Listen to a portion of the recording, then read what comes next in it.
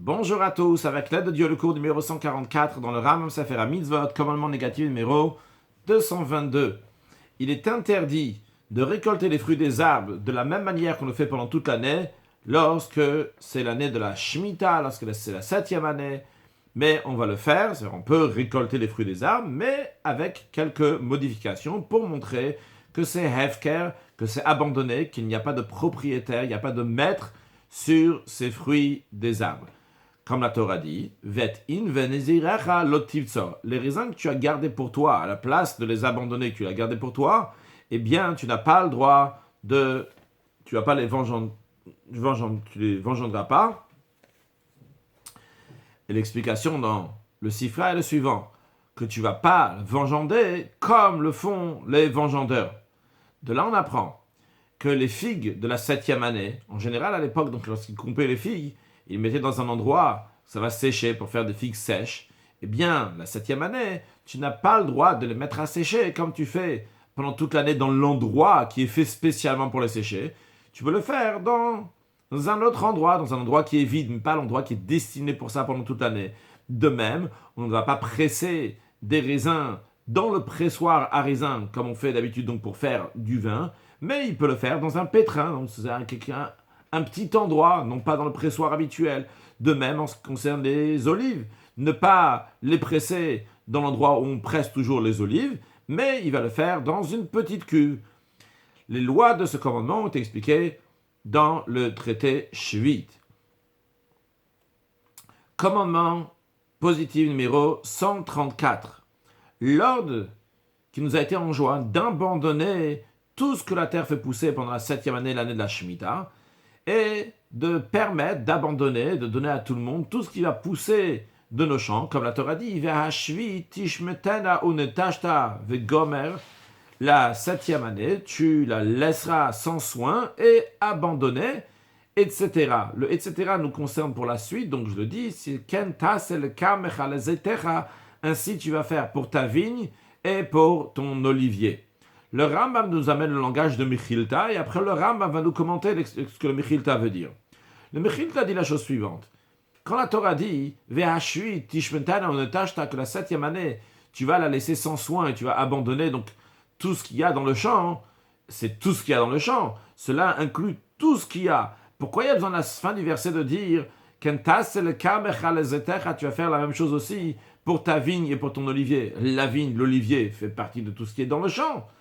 Et le Mechilta répond, c'est pour te dire que de la même manière que la vigne, elle est particulière, qu'elle a aussi bien un commandement positif et aussi bien un commandement négatif, de même, tout celui qui a le commandement positif d'être abandonné dans le champ, eh bien si tu ne vas pas le faire, tu vas transgresser le commandement négatif. Le Rambam explique maintenant ces mots-là de Mechilta. Il dit, lorsqu'on dit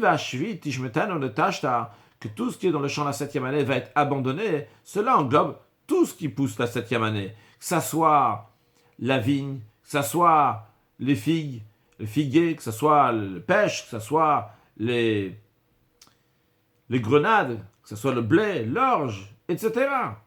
Donc, quand on nous dit tu vas abandonner, c'est tout ce qui pousse du champ. Alors, qu'est-ce qu'il y a besoin de dire après le détail ainsi tu vas faire pour ta vigne et pour ton olivier? Tout était déjà dans la règle générale. Seulement quoi? C'est pour te dire que la particularité qui existe dans la vigne et dans l'olivier s'applique pour tout.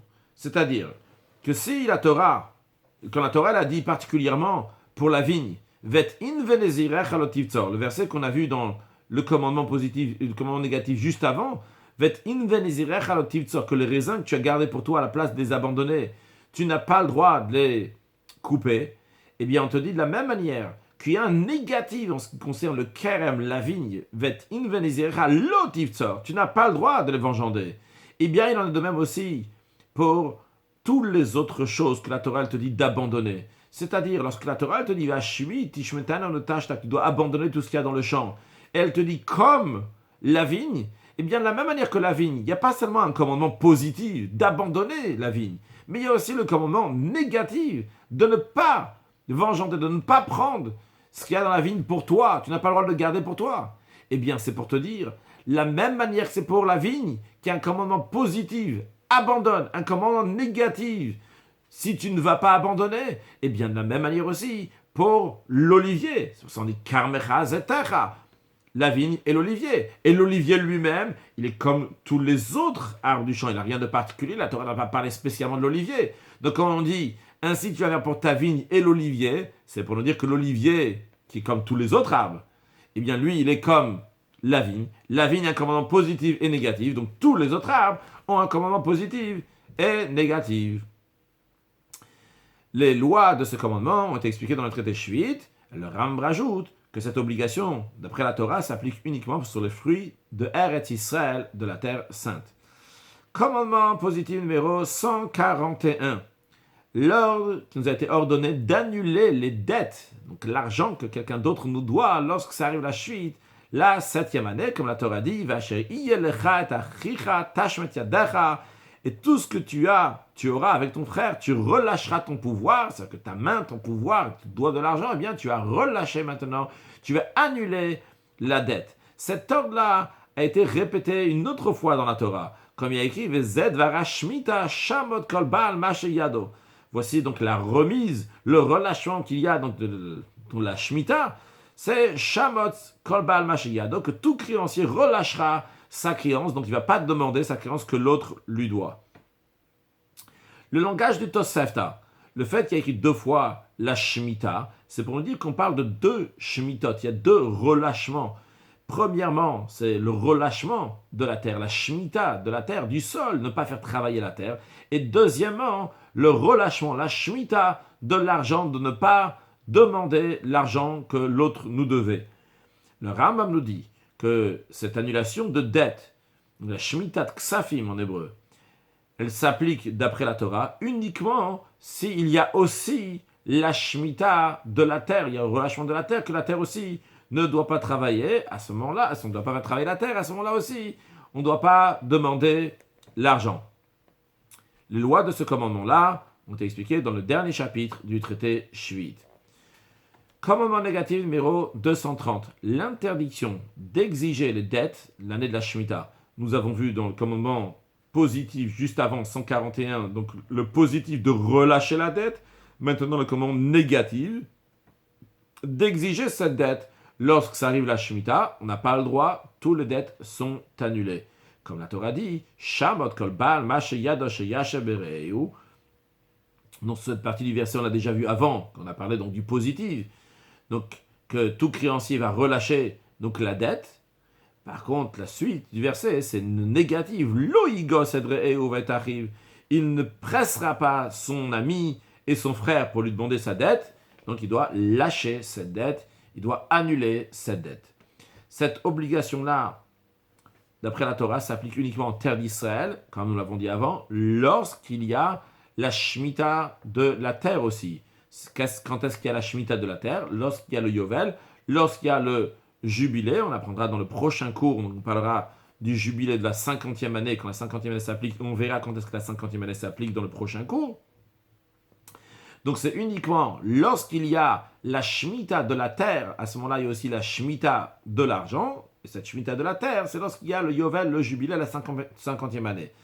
Ça c'est d'après la Torah. Le Rambam nous rajoute que d'après les sages, ce que les sages ont instauré, c'est une obligation dans tout endroit, dans toute époque, et on n'a pas le droit d'exiger la dette si la Shvit est passée, si la Shvit arrive, la Shvit est passée, il doit s'annuler. Les lois de ce commandement sont expliquées à la fin du traité Shvit.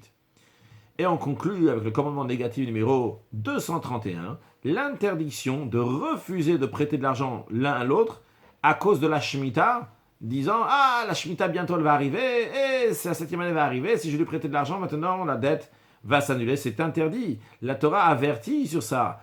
On doit y penser en disant « Yishamer lechapeni et davar vegomer » prends garde à toi de peur qu'il va y avoir, etc. Une pensée perverse, tu vas dire, dans ton cœur, tu vas dire, la Shemitah elle arrive, etc. Je ne vais pas lui prêter de l'argent. Le Rambam nous ramène l'expression du Sifri, qui s'arrête sur le mot Hishamer et Pen Iye. Hishamer, ça veut dire prends garde. Prends garde, c'est un commandement négatif. La suite, quand il y a écrit Pen Iye, de peur que tu vas voir ses pensées, c'est aussi un commandement négatif, le Sifri nous dit.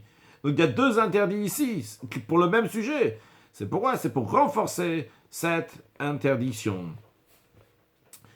Conclure avec un mot du rabbi en ce qui concerne donc la shemitah de l'argent, le relâchement de l'argent. Le rabbi dit que toutes les choses comme elles existent matériellement, existent aussi spirituellement, bien évidemment. Et d'ailleurs, comme ça existe spirituellement, c'est pour ça que ça existe matériellement. Si cette notion de relâcher de l'argent que quelqu'un d'autre doit, on doit dire on doit relâcher, eh bien ça existe aussi spirituellement. Spirituellement, Dieu nous donne des choses. Dieu nous donne des enfants, Dieu nous donne de la vie, Dieu nous donne la santé, Dieu nous donne de l'argent. Et tout ça, c'est un prêt. Un prêt, ça doit se rendre, ça doit se rembourser.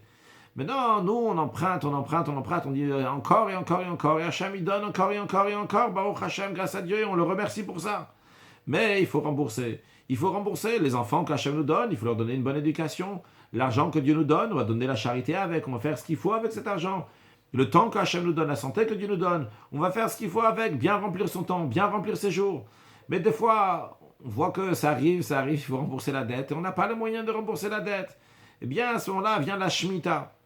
Ça arrive la 7e année. Mais il y a une notion qui s'appelle de donner au Bedin, de donner au tribunal. Que ça veut dire, si quelqu'un d'autre me doit de l'argent, à la place qu'il va me devoir l'argent, je vais chez le tribunal, je dis au tribunal, c'est quoi l'argent qu'il me doit, il vous doit à vous. Comme ça, cette personne-là sera obligée de donner au tribunal. Parce que comme on a vu le verset dit, Lo igo c'est c'est ton frère, ton ami.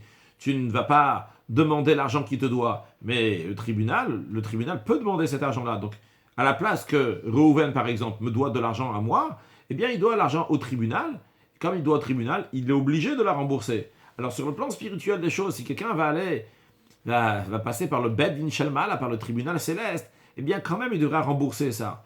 Alors, comment on fait pour se débarrasser de cette dette? C'est lorsqu'on s'attache à Kadosh Baruch ou lorsqu'on s'attache avec Dieu.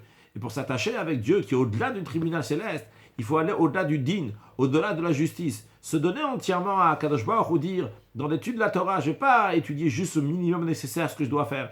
Dans la tzedaka, je ne vais pas dire le minimum nécessaire que ce que je dois donner. Dans la prière, je ne vais pas faire le minimum nécessaire que ce que je dois faire. Je vais aller au-delà de tout ça. Lorsqu'un juif, il va au-delà de toutes ces barrières, il sort de ces barrières, eh bien, il sort du bed din, du tribunal, de la justice, il s'attache directement avec Akadosh Baruch Hu.